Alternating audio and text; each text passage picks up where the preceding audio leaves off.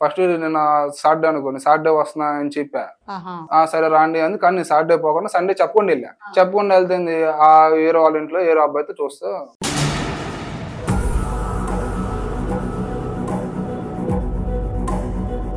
వేరే వాళ్ళ అబ్బాయితో తిరుగుతూ కనిపించింది. ఏందని అడిగితే ఫ్రెండ్ అంటుంది. మళ్ళీ ఇంట్లో ఎవరు లేరు మేడం.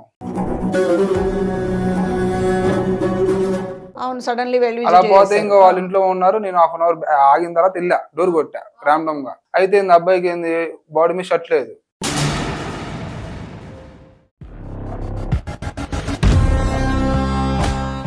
అందరికీ నమస్కారం. నేను మీ ఎర్రం శాంతి. నా విచారణ కార్యక్రమానికి స్వాగతం. ఈరోజు మనతో పాటు ఉన్నారు ప్రముఖ హైకోర్టు అడ్వకేట్ అలీ గారు. నమస్కారం సార్. ప్రముఖ సైకాలజిస్ట్ సుశీల గారు. నమస్కారం మేడం. నమస్తే. చెప్పండి బాబు. నమస్తే మేడం. నమస్తే సార్. నా పేరు వికాస్. నేను ఒంగోలు నుండి వచ్చానండి. వికాస్ ఒంగోలు నుంచి వచ్చారు. ఏంటి బాబు ప్రాబ్లం ఏంటి? ప్రాబ్లం ఏంటంటే మేడం, నాకు పెళ్ళి 7 సంవత్సరాలు అవుతుంది మేడం. 7 సంవత్సరాలు అయింది మీకు పెళ్ళై. మీ భార్య పేరు? భార్య పేరు స్నేహ మేడం. స్నేహ. 2 పిల్లలు, ఒక పాప ఒక బాబు. మరి ఇంకేంటి బాబు, సంతోషమే. అయితే నాకు పెళ్ళైనప్పుడు అమ్మాయికి డిగ్రీ డిస్కంటిన్యూ చేసింది. అంటే వాళ్ళ ఇంట్లో వాళ్ళు డిస్కంటిన్యూ చేసి పెళ్లి చేశారు. Okay okay okay. అయితే పెళ్ళైన తర్వాత ఇంకా 2 పిల్లలు మా అమ్మగారు చూసుకుని అమ్మాయి చదువుకుంటా అంది. మీకు 7 ఏళ్ళు అయింది పెళ్ళయ్యి. అప్పుడు మీరు చేసుకునే సమయానికి ఆవిడ ఏదో డిస్కంటిన్యూడ్లో ఉంది. తర్వాత మీకు పెళ్లి చేసుకున్న తర్వాత చదువుకుంటా అని అడిగిందా? అవును మేడం, చదువుకుంటా అని అడిగింది. ఆహా. కానీ మీరు అప్పుడే నిర్ణయం తీసుకోలే? మధ్యలో పిల్లలు అంటున్నారు కదా. ఆహా, మధ్యలో పిల్లలు కలిగారు. పిల్లలు కలిగారు. Okay okay okay. ఇంకా 2కి ఊహ వచ్చిన తర్వాత మా అమ్మగారే చూసుకుంటా ఉన్నారు. అంటే 2-3 years అలా వచ్చి ఇంకా అమ్మాయి పదే అడుగుతుందిలే అని చెప్పి, ఎందుకు ఆ అమ్మాయి డ్రీమ్స్ మనం చేయకుండా ఉంటాం తప్పు కదా అని చెప్పి చదువుకో అని చెప్పారు మీరు. సంతోషం, మంచి మొగుడు మీరు. అలా ఎంసీఏ కంప్లీట్ చేసిన తర్వాత 6 months హైదరాబాద్కి వెళ్ళి కోచింగ్ జాబ్ చేస్తా అని చెప్పింది. మీరు ఆ పాపని ఎంసీఏ చేయించారు. చాలా సంతోషం. స్నేహని మీరు ఎంసీఏ చేయించారు. కంప్లీట్ అయిపోయింది. Very good. అయితే జాబ్ చేస్తా అని చెప్పి 6 months హైదరాబాద్కి వెళ్ళింది. తను వెళ్ళిన తర్వాత 6 months తర్వాత వచ్చి శాలరీ ఏమి ఇవ్వట్లేదు సంథింగ్ అలా చెప్పింది. ఎందుకు ఇవ్వరు, ఇంత చదువుకున్న తర్వాత నువ్వు జాబ్ చేస్తూ అంతా హాస్టల్ ఫీజు అయ్యి కట్టుకుంటుంటే ఎందుకు అడుగుతాంపా అని నేను అన్నా. అంటే ఏమొద్దు అది అని 1 month ఇంట్లోనే ఉంది.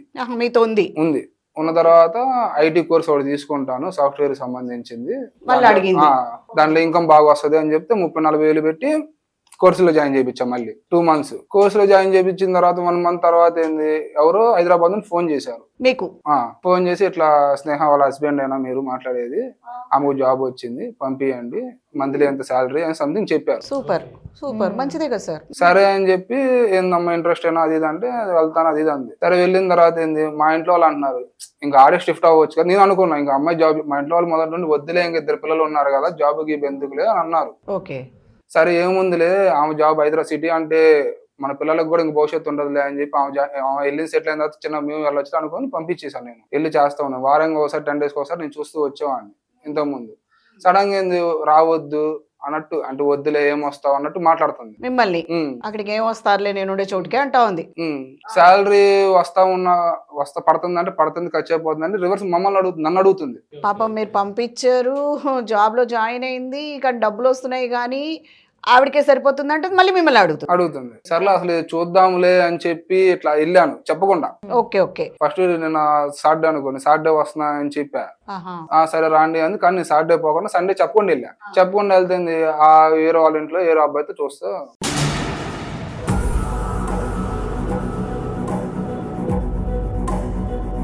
వేరే వాళ్ళ అబ్బాయితో తిరుగుతూ కనిపించింది. ఏందని అడిగితే ఫ్రెండ్ అంటుంది. మళ్ళీ ఇంట్లో ఎవరు లేరు మేడం. సో మీరు సడన్లీ ఆమెను చూసేశారు. అవును మేడం. ఇది అంటే అట్లని కాదు బాబు, కొన్ని సందర్భాల్లో మనం చూసినాటివి కూడా అది నిజం కాకపోవచ్చు కూడా. అంటే మన కళ్ళు కూడా ఒక్కొక్కసారి మనల్ని మాయలో పడేస్తాయి. అంటే సడన్లీ మీ భార్యతో ఆయన ఏదైనా కూర్చొని మాట్లాడుతూ ఉన్నాడా, మరి ఎట్లా మాయలో కూడా జరగచ్చు కదా నాన్న? లేదు మేడం, నేను ర్యాండమ్ చూస్తానే ఉన్నాను. అంటే పీజీ అవన్నీ తెలుసు కదా, ఇంతకుముందు వెళ్తా ఉంటా కదా. ఆడికి వెళ్తే ఆడ ఫ్రెండ్స్ వాళ్ళు పరిచయం అవుతారు, చూసుకుని వాళ్ళు వీళ్ళు ఎప్పుడు నుండి 6 months నుండి అలా ఉంటుందని చెప్పా కదా. వాళ్ళు అలా నేను వెళ్ళే మూమెంట్ లోనే వీళ్ళు వెళ్తుంటే నేను చూసుకుంటూ పోయాను, చెప్పుకుని వెళ్ళానని చెప్పా కదండి. అవును, సడన్లీ వెళ్ళి అలా పోతే ఇంకా వాళ్ళ ఇంట్లో ఉన్నారు. నేను హాఫ్ అన్ అవర్ ఆగిన తర్వాత వెళ్ళా, డోర్ కొట్టా ర్యాండమ్ గా. అయితే అబ్బాయికి ఏంది బాడీ మీద షర్ట్ లేదు.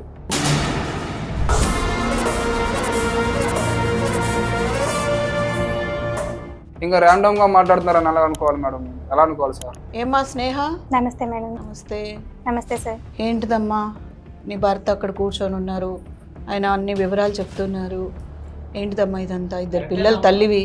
కరెక్టేనా అమ్మా, రాంగ్ చెప్తున్నాడా? కొంచెం మీరు కూడా చెప్పండి, మీ సైడ్ కూడా. ఇదంతా కరెక్ట్ కాదు సార్. నేను జాబ్ కోసమే వెళ్ళాను, జాబ్ చేద్దామని వెళ్ళాను, అక్కడ డబ్బులు కట్టించుకున్నా జాబ్ కోసం అనేసి. సరే జాబ్ ఎలా అయినా వస్తుంది కదా, జాబ్ చేయాలనే ఇంట్రెస్ట్ తోనే వెళ్ళాను, చేశాను. కానీ అక్కడ శాలరీ ఇవ్వలేదు.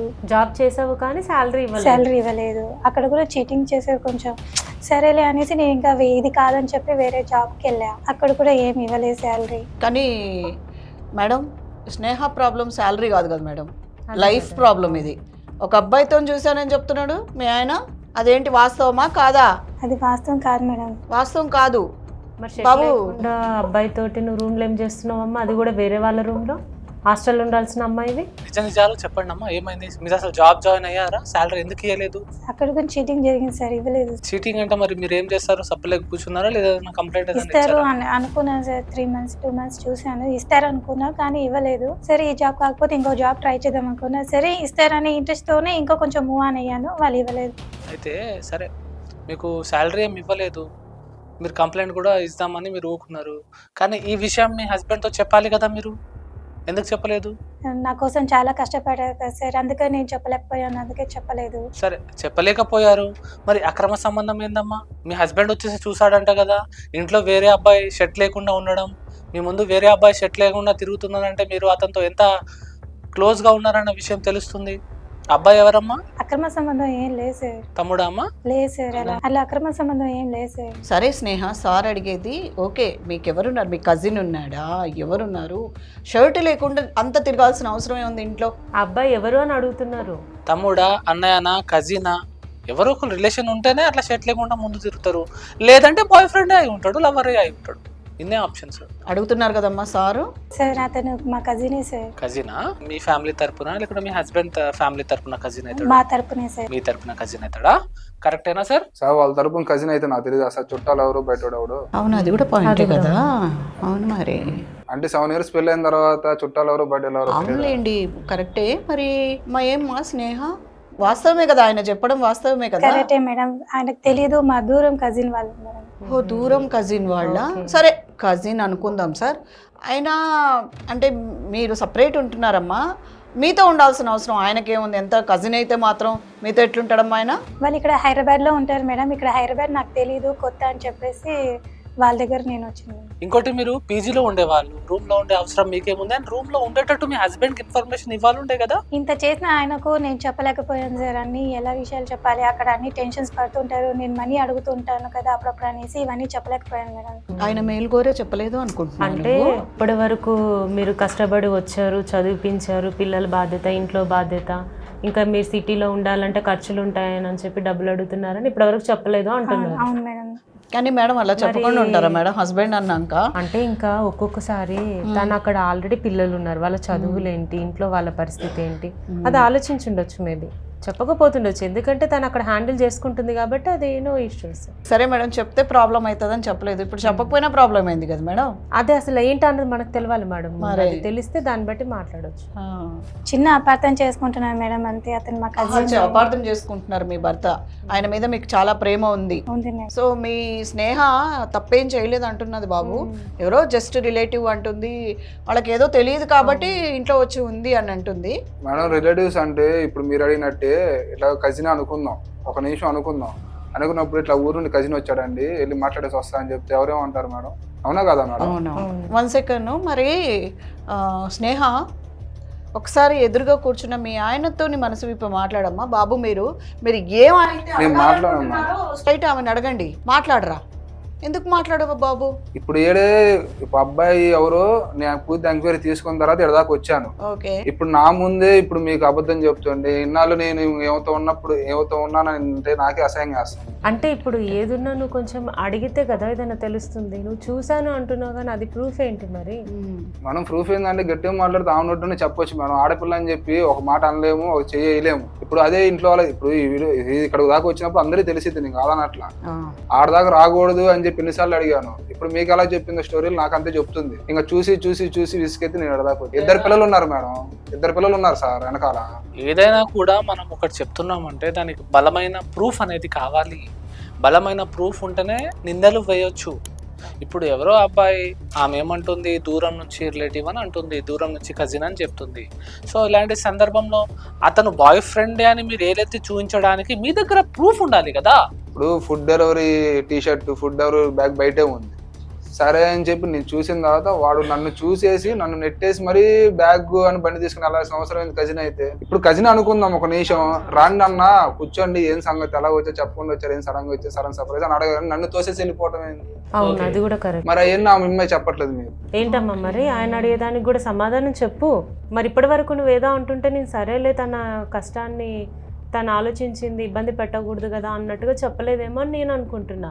మరి ఈ కజిన్ ఏంటి, కజిన్ అయితే ఫుడ్ డెలివరీ బాయ్ ఏంటి, ఆయన చూసి పారిపోవడం ఏంటి? ఏదైనా తప్పు చేస్తేనే ఎవరైనా ఇంట్లో నుంచి అలా తోసేసుకొని పారిపోతారు. ఊరికైతే వచ్చిన వాళ్ళని బయటికి గెంటేయరు ఎవరు, లేదా వాళ్ళని తోసుకొని వెళ్ళిపోరు.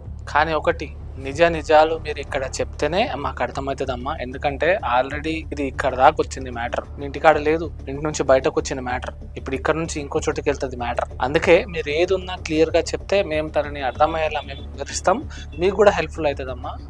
మీరు సైలెంట్గా కూర్చుంటే కాదు, ఆ వ్యక్తి ఎవరో మీరు చెప్పండి, చెప్తేనే ఏదైనా బాగుంటుంది. మీరు మీ లోపలనే పెట్టుకుంటే అది బయటికి రాదు, రాకుంటే సొల్యూషన్ దొరకదు. చెప్పండి అమ్మా, ఎవరు అతను? నిజంగా మా కజినే సార్. కజినేనా? ఎన్నిసార్లు అడిగినా కజినే అంటుంది సార్. సరే కజినే, మరి ఎందుకు మీ హస్బెండ్ని చూసి తోసేసి పారిపోయాడు బండి తీసుకొని? నిజంగా మేడం తెలియదు. నీకు నిజంగా ఈ విషయాలు ఏం తెలీదు? తెలీదు మేడం. తెలీదు అంటుంది మేడం. అసలు వీళ్ళిద్దరిలో ఎవరు కరెక్టో ఎవరు రాంగో అస్సలు అర్థం కావట్లేదు. మీ ఇద్దరు అంతా కన్ఫ్యూజన్ చేస్తున్నారు. ఎందుకంటే ఈయన చూసా అని చెప్తాడు, ఈమె అసలు అవన్నీ ఏం లేదండి, ఆయన ఎవరిని చూసి ఏమనుకున్నారో నాకు తెలియదని ఈమంటుంది. మీ ఇద్దరిలో నిజం ఎవరో మీరు చెప్తేనే అర్థమవుతుంది. అది మీరు చెప్పకపోతే ఎప్పటికీ అది ఇంకా మీ ఇద్దరు ఇలానే కూర్చొని ఒకరి మీద ఒకరు, ఆయన చేసిన తప్పు నీవు చేసిన తప్పు అనుకుంటుంటే ఎప్పటికీ సార్ తెలియదు. రోజంతా ఇది పొడుగుతూనే ఉంటుంది.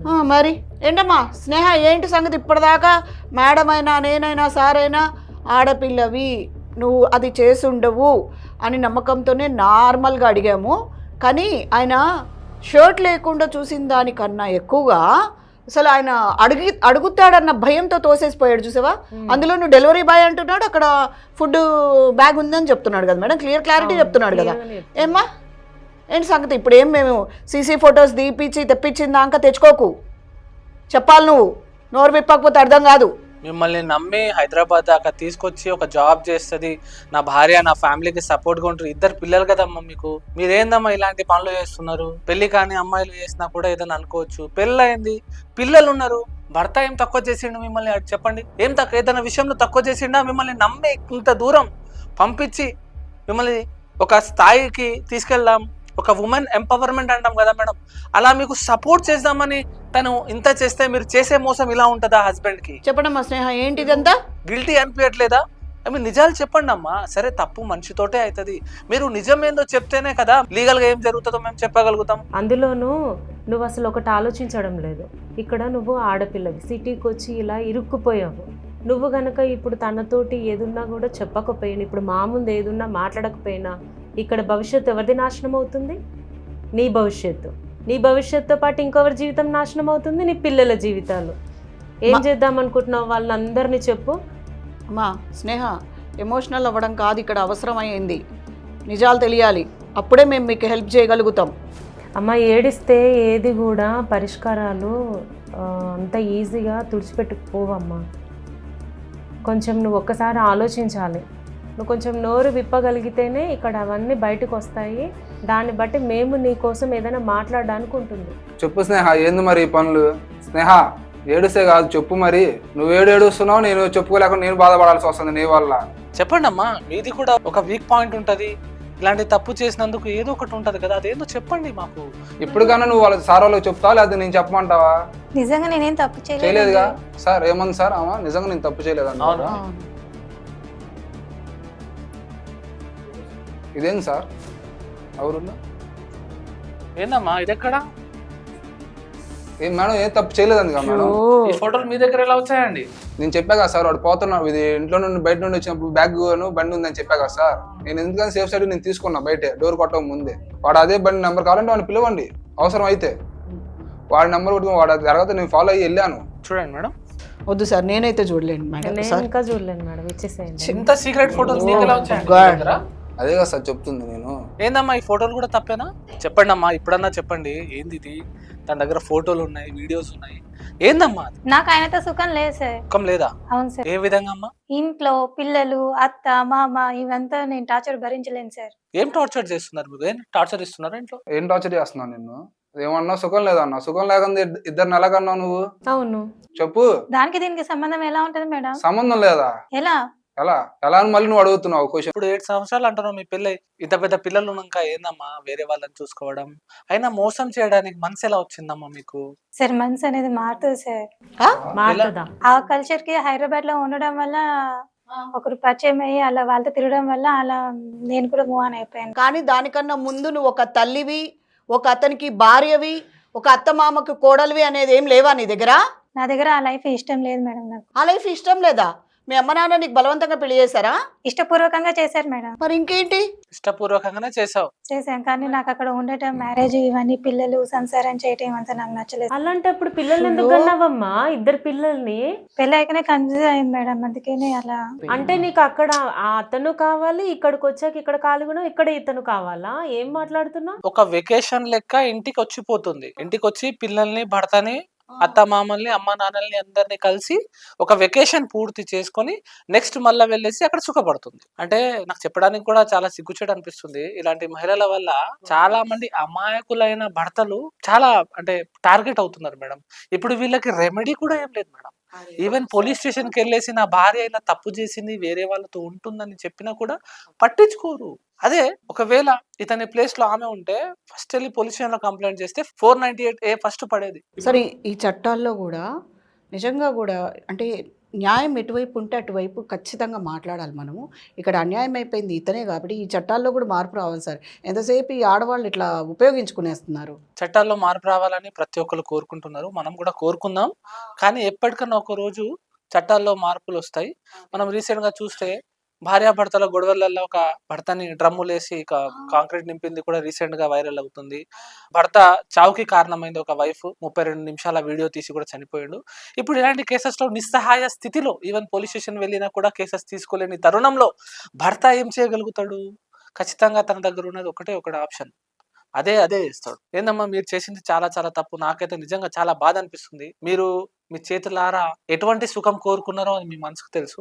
శారీరక సుఖం కోరుకున్నారో లేకుంటే మానసిక సుఖం కోరుకున్నారో నాకు తెలీదు. కానీ కోచింగ్ అని చెప్పేసి, ట్రైనింగ్ అని చెప్పేసి, జాబ్ అని చెప్పేసి మీరు హైదరాబాద్కి వచ్చి ఇక్కడ చేసే పనులు ఇవ్వా మీకు మంచిగా అనిపిస్తుందా? పసి పిల్లలు 3 సంవత్సరాలు అన్నారు, ఇంకోటి 4 సంవత్సరాల పిల్లలు అన్నారు. వాళ్ళు ఏమనుకుంటారు? వాళ్ళని చూడబుద్ధి కాలేదా మీకు?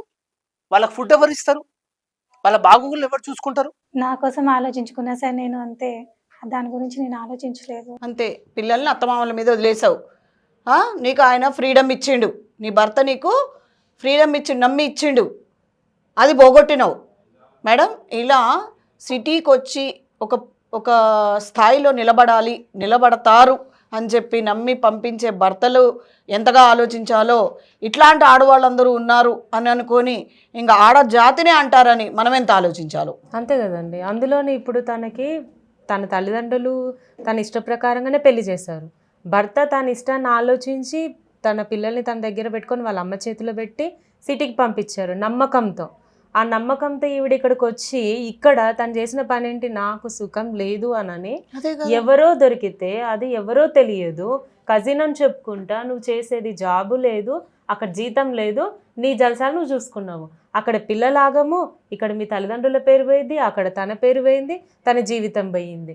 ఇంతమందిని బలి చేస్తున్నావు, నీ సుఖమే ఆలోచిస్తున్నావు, ఎవరిని ఉద్ధరిద్దామని? సమాజం కోసం పెళ్లి కావాలన్నందుకు పెళ్లి చేసుకున్నా మేడం, అంతే. సమాజం కోసం అంతే మేడం. తర్వాత నాకు ఫ్రీడమ్ కావాలని చెప్పేసి నేనే బయటకు వెళ్ళిపోయి. ఆల్రెడీ ఫ్రీడమ్ ఇస్తున్నారు కదా, ఇంకేం తక్కువైంది? అలాంటి ఫ్రీడమ్ నాకు అవసరం లేదు మేడం. నాకు ఇక్కడ ఫ్రీడమ్ చూస్తున్నావా, నీ సుఖం చూసుకుంటున్నావా? ఫ్రీడమ్ సుఖం అన్ని కలిసి వస్తాయి కదా మేడం. అన్ని కలిసి వస్తాయి. నువ్వు సిటీలో పోయి అయితే నీకు కొట్టేదాన్ని. అవన్నీ దొరుకుతాయి. దొరుకుతాయి. అవును మేడం. నీ సుఖము నీ ఫ్రీడమ్ కోసం చూసుకుంటున్నావు, అక్కడ ఇద్దరు పసికందులు నాశనం అవుతున్నారు. వాళ్ళకి ఏమని చెప్పుకుంటారు చెప్పండి? నువ్వు ఇలా హ్యాపీగా ఉందామనుకున్నావు సిటీలో, ఫ్రీడమ్ దొరికిందానని, ఎవరు పట్టించుకోవట్లేరని. ఆయన వచ్చి చూడకపోయి ఉంటే ఇప్పుడు ఏమయ్యేది ఉండేది చెప్పు? ఇంకా నీకు ఇంకా డబ్బులు ఇచ్చుకుంటూనే, ఇంకా నీ లైఫ్ ని నిన్ను ఇది చేసుకుంటూనే ఉండేవాడు. కరెక్ట్. తనకి మేడం అసలు ఆయన దగ్గర నా result దగ్గర తెలిసేది కాదు. సుఖం లేదు మేడం. మళ్ళీ సుఖం లేదంటే విందమ్మా, ఇద్దరు పిల్లల్ని ఎలాగన్నావు మరి? పిల్లలు వాళ్ళ కోసం కన్జ్యూమ్ అయింది మేడం అంతే. తర్వాత నాకేం సుఖం లేదు మేడం. పట్టించుకోరు మేడం అంతే. ఆయన వర్క్ లో ఆయన బిజీగా ఉంటారు, నన్ను పట్టించుకోరు. పిల్లలు పుట్టారు, అయిపోయింది. తన బాధ్యతల కోసం జాబ్కి వెళ్తారు, జాబ్ చూస్తారు. అలాంటప్పుడు కూర్చోబెట్టి మాట్లాడేది ఉంటివి. ఇలా ఉంది మన సిచ్యువేషన్, మన ఇద్దరం దూరం అయిపోతున్నాము, మన ఇద్దరం మాట్లాడుకోవాలి, కూర్చో ఏం చేద్దాము, ఎలా దీన్ని సాల్వ్ చేద్దామని మాట్లాడుకోవాలి. మాట్లాడుకునే అదంతా సిచ్యువేషన్ నాకు వదిలిపెట్టి ఇయర్ మేడం.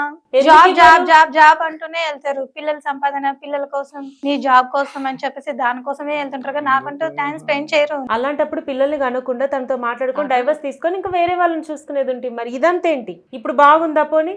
చెప్పమ్మా, ఎవరతను? మేడం నాకంటే చిన్న వయసు మేడం. అతను నీకన్నా చిన్నవాడు. నన్ను బాగా చూసుకుంటారు, నన్ను సుఖపెడుతున్నారు మేడం. బాగా చూసుకుంటున్నాడు. సుఖపెడుతున్నారు మేడం. ఇప్పటిదాకా చూసినోడు ఆ మనిషి పిచ్చోడా? ఆయనకు డబ్బులు ఎక్కువే చూసాడా?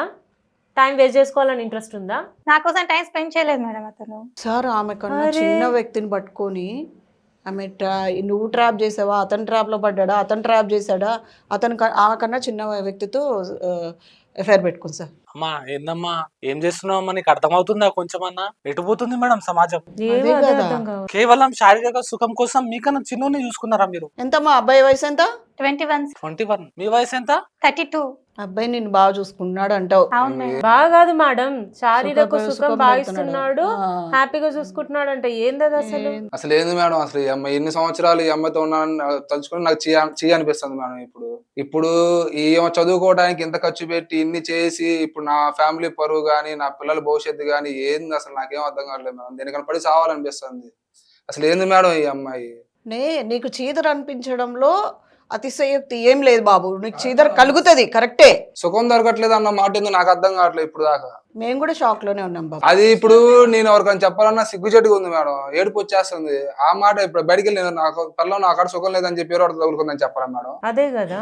ఊళ్ళో నా పరువు ఏమయ్యేవాళ్ళు మేడం? ఇంకా ఒకసారి అడగండి, నేను నిన్ను బాగా చూసుకోవట్లేదని అడగండి. చెప్పు స్నేహ, ఇప్పుడు నేను బాగా చూసుకోవట్లేదా? ఏంది ఇది అసలు? నాకు నీ అంటే దగ్గర జాబ్ సుఖం చేసుకుంటాను లేదండి. హైదరాబాద్ నమ్మకం మీద నువ్వు పంపిస్తే నువ్వు చేసే పనులు మళ్ళీ ఇప్పుడు పట్టి సుఖం లేదు అన్నట్టు మాట్లాడుతున్నావు. మరి సుఖం లేకుండా నేను 7 సంవత్సరాలు నాతో ఎలా ఉన్నావు, 2 పిల్లల్ని ఎలా కన్నావు, అది ఇదని ఎలా అది చేయాలి ఇది చేయాలని ఎలా చెప్పావు నాతో? బాగా చూసుకోవట్లేదు అని అన్నావు, మరి డబ్బులు ఎక్కడి నుంచి తీసుకొచ్చి నేను చదివించారమ్మా? ఏం కావాలన్నా, ల్యాప్టాప్ కావాలన్నా, అవి కావాలన్నా, ఈ కావాలన్నా వద్దు అనకుండా నీకు ఇవ్వలేదా? ఇచ్చావు, దాని మీదనే కాన్సెప్ట్ చేసావు కానీ నా మీద నువ్వేమన్నా చేసావా? ఏం చేయలేదు. అవన్నీ ఎవరి కోసం ఇస్తుంది? నీ కోసం కాదా? ఇప్పుడు ల్యాప్టాప్ కావాలని బయట వాళ్ళు అడిగారు, నువ్వు అడిగావా? నేను అడిగితే ల్యాప్టాప్ కావాలన్నా, నువ్వు అడిగిందే కదా నేను తీసుకొచ్చి ఇచ్చింది. నువ్వు దానికోసమే ఇంట్రెస్ట్ చూపిస్తావు కానీ నా కోసం అవును తీసుకురావాలంటే కానీ కనీసం నాకు కొంచెం కూడా ఇంట్రెస్ట్ లేకుండా మాట్లాడతావు. నా కోరికలు తీర్చినావు, నేను లేదనట్లేదు కానీ సుఖం ఎక్కడా? మా స్నేహ, నిజంగా నీలాంటి అమ్మాయిని ఇట్లా స్నేహాన్ని పిలవాలంటే కూడా అంత చీదర ఉడుతుంది. ఎక్కడ చూడలేదమ్మా. భర్త ముందర కూర్చొని బరి తెగించి అవును నువ్వు నాకు సుఖాన్ని ఇవ్వట్లేదు, నాకన్నా చిన్నవాడు నన్ను సుఖపెడుతున్నాడన్న చెప్పిన వరస్ట్ ఫెయిల్ అమ్మా నువ్వు. ఆడజాతికే నిజంగా నీ వల్ల ఆడజాతికి కలంకం. కలంకమైంది. చాలా వరస్ట్గా మాట్లాడుతున్నావు నువ్వు. ఇద్దరు మేడంలు ఇంతగా చెప్తున్నారు. నిజంగా మీరు ఏదైతే పని చేస్తారు కదా అది ఆడోళ్ళకు సిగ్గుచేటు. మీరు కేవలం సుఖం కోసం వేరే వాళ్ళని చూడడం, అది కూడా మీకన్నా వయసులో తక్కువ ఒక అబ్బాయితో రిలేషన్షిప్ పెట్టుకున్నారు కదా, చాలా అంటే చాలా బ్యాడ్. దీని గ్రౌండ్ మీద మీరు డివోర్స్ తీసుకోవచ్చండి, అది మీకు ప్రొవిజన్ ఉంది. ఆ ఫొటోస్ అన్నీ కూడా ప్రూఫ్ కిందకే వస్తుంది. డివోర్స్ తీసుకోవచ్చు మీరు. 2 పిల్లలు ఉన్నారు, పిల్లల కస్టడీ. ఇంకోటి అన్నారు, పిల్లలు కూడా చిన్న వయసు ఉంది కదా మేడం. ఇప్పుడు ఇక్కడ జనాలు కానీ చట్టం కానీ చూసేది ఏంటంటే పిల్లల వయసే. పిల్లల వయసు 4, ఇంకో పిల్లడి వయసు 3 సంవత్సరాలు. సో ఇలాంటి టైంలో చట్టం ఏమంటుంది, బిలో 5 years ఉన్న పిల్లోడు కేవలం అమ్మ హ్యాండ్ ఓవర్ లోనే ఉండాలి. ఇక్కడ అమ్మ చూడండి ఇలా బలి తెగించింది. ఆమె చూసుకొని కూడా అంటుంది సార్, చూసుకొని అంటుంది, ఆ పిల్లలు వద్దంటుంది ఆమెకి. వద్దంటుంది. కానీ ఇప్పుడు తను ఒకవేళ నా పిల్లలు నాకు కావాలి అంటే ఇవ్వాల్సిందే, ఖచ్చితంగా ఇవ్వాల్సిందే, వేరే ఆప్షన్ లేదు ఇక్కడ. చూడండి ఇలా ఉంది. సో ఇవన్నీ కూడా చేంజెస్ అనేవి మెల్లమెల్లగా వస్తున్నాయి మేడం. అంటే లేడీస్ లో కొంతమంది నిజంగానే బాధపడేటోళ్ళు ఉన్నారు, కొంతమంది ఇలాంటి వాళ్ళు కూడా ఉన్నారు. సో చాలా కష్టం అండి. మీరు చెప్పండి ఏం చేద్దాం, మీకేం చేయాలని ఉంది, మీరు ఏం కోరుకుంటున్నారు మా నుండి? ఇంకా ఆమె అంతలా చెప్పిన తర్వాత నాకు డివోర్స్ కావాలి సార్. డివోర్స్ తీసుకుంటారా? తీసుకుంటాను సార్. నేను తీసుకోను సార్. మీరు తీసుకోరా? ఎందుకు తీసుకోవమ్మా? ఇంకేం నరకం పెడతావమ్మా ఆయనకి? ఇంకేం శిక్ష వేస్తావు? డివోర్స్ తీసుకోకుండా ఏం చేస్తారమ్మా? అక్కడనే ఉంటారా? హైదరాబాద్ లోనే కోచింగ్ తీసుకుంటా వాళ్ళతో వీళ్ళతో ఉంటారమ్మా? లేదు సార్. గోడ మీద పిల్లి, డివోర్స్ కూడా ఇయ్యా, ఇది కూడా ఎంజాయ్ చేస్తా, అది అట్లున్నది మీ సిచ్యువేషన్. మనోనికి అట్లనే పెట్టాలి, అట్లా ఉన్నాడు మొగడు అంటే ఉన్నాడు, నీ ఎంజాయ్మెంట్ నీది. ఇదేనా మనం కోరుకునేది? డివోర్స్ తీసుకోకుండా అటు ఆయన దగ్గరికి రాకుండా ఇలాంటి పనులే చేసుకుంటుంటారా? ఈయనకి టార్చర్ ఇస్తూనే ఉంటారా? ఈయన బతికేమైతే చెప్పండి. సార్ ఇది ఒక్కసారి క్షమించండి, నేను కలిసి ఉందాం అనుకుంటున్నాను మీతోటి. కలిసి ఉందాం అనుకుంటున్నారా? ఏం వద్దు సార్ నాకేమి. ఇది ఒకసారి ఇప్పుడే ఇలా చెప్పేసిన తర్వాత ఇంకా నాకెందుకు మేడం? రెడ్ హ్యాండ్ దొరికిన తర్వాతే నేను చేయలేదు అంటుంది అమ్మాయి. రేపు అనే రోజు ఇప్పుడు కాంప్రమైజ్ అయితే రేపు అనే రోజు నా పిల్లలు లేదా నన్నే చంపితేమో అడ్డం వస్తే. ఇప్పుడు ఆల్రెడీ ఒకసారి దొరికాను, ఇంకోసారి ఇది తెలిస్తే నన్నే చంపేసిద్దాము. ఎన్ని చూడట్లేదు సార్ న్యూసుల్లో. అవునవునవును, కరెక్ట్. నాకు వద్దు సార్, నాకు డివోర్సే కావాలి. నా పిల్లల్ని నేను పెంచుకుంటాను సార్. మీరు పెంచుకుంటారు. అది ఇప్పుడు ఇన్ని సంవత్సరాలు ఊర్లోనే పెరిగారు వాళ్ళు. ఏం హైదరాబాద్కి వచ్చి చేసే ఇయ్యన్నా అనుకో పిల్లలే చీ అంటారేమని. అలా వద్దు. తల్లి చనిపోయిందో ఏదో ఒకటి నేను చెప్పుకుంటాలే గానీ నాకు అలాంటి నాకన్నా అలాంటి భార్య వద్దు, నా పిల్లలు కూడా అలాంటి తల్లి వద్దు. ఆ పిల్లల్ని నేనే పెంచుకున్నాను, నా కష్టార్జితం నేను పెంచుకుంటా. నేను అట్లా అని చెప్పి వేరే పెళ్లి కూడా చేసుకోను సార్, నాకు అవసరం లేదు. నాకు నా పిల్లలు ఉన్నారు చాలు. ఏమండి ఇది ఒక్కసారి క్షమించండి ప్లీజ్. వద్దులేండి. తప్పు చేయండి ప్లీజ్ అండి. ఏమ్మా ఇప్పుడు గుర్తొచ్చింది మొగుడు?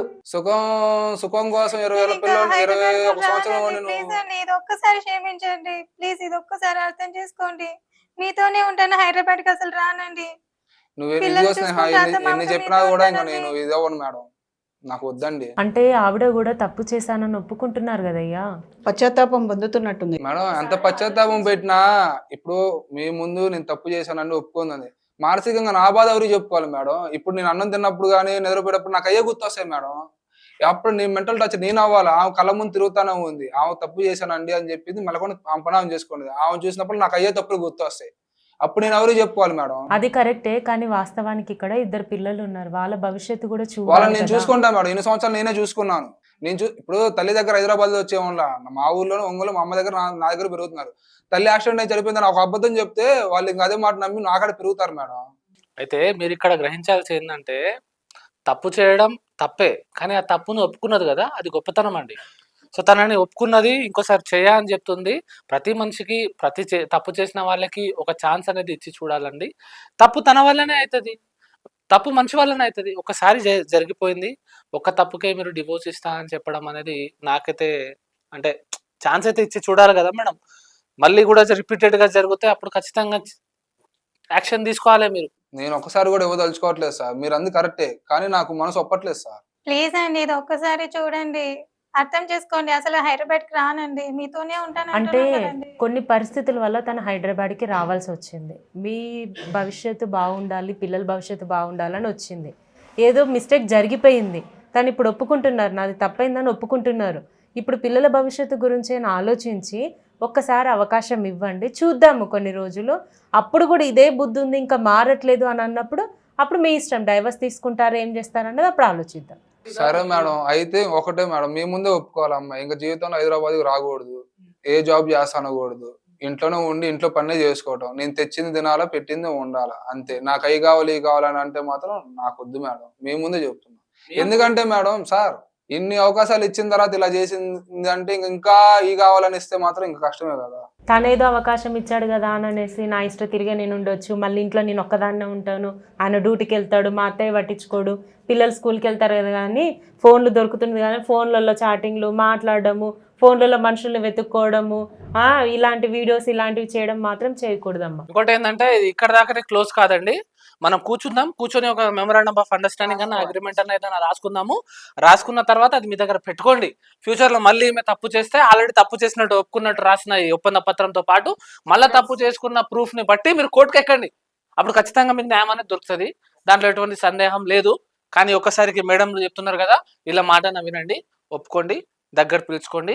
మీ పిల్లల ముఖం చూసైనా ఒక తల్లిని దగ్గర తీసుకొచ్చుకోండి, మీ పిల్లల కోసం ఒక తల్లిని. ఎందుకంటే పిల్లలకు తల్లి మళ్ళీ దొరకదు, అందుకని పిల్లల భవిష్యత్తు రీత్యా మేడం అయినా సార్ అయినా ఎవరు చెప్పిందైనా పిల్లల భవిష్యత్తు రీత్యా ఆమె చేసింది తప్పే, కానీ వాళ్ళ భవిష్యత్తు కోసం తనని మాత్రం మీరు కొన్ని రోజులు అబ్జర్వ్ చేయండి, మీ మాట వింటుందా లేదా చూసుకోండి, పిల్లల కోసం కాస్త భరించాలి అని చెప్పడం జరుగుతుంది కోరుకుంటున్నాం నాన్న. అంతే.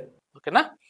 బయట కూర్చోండి మీరు, మా టీం మెంబర్స్ వచ్చేసి మేము రాయిపించేస్తాము, రాయిపించిన తర్వాత చేద్దాం. సరేనమ్మా? ఇంకొకసారి అలా చేయకు స్నేహ, కూర్చోండి వెళ్ళండి, వస్తున్నాం. కూర్చోండి. చూశారు కదండి, స్నేహ వికాస్. అసలు భార్యాభర్తల బంధానికి ఎక్కడ విలువలు ఉంటున్నాయో అర్థం కావట్లేదు.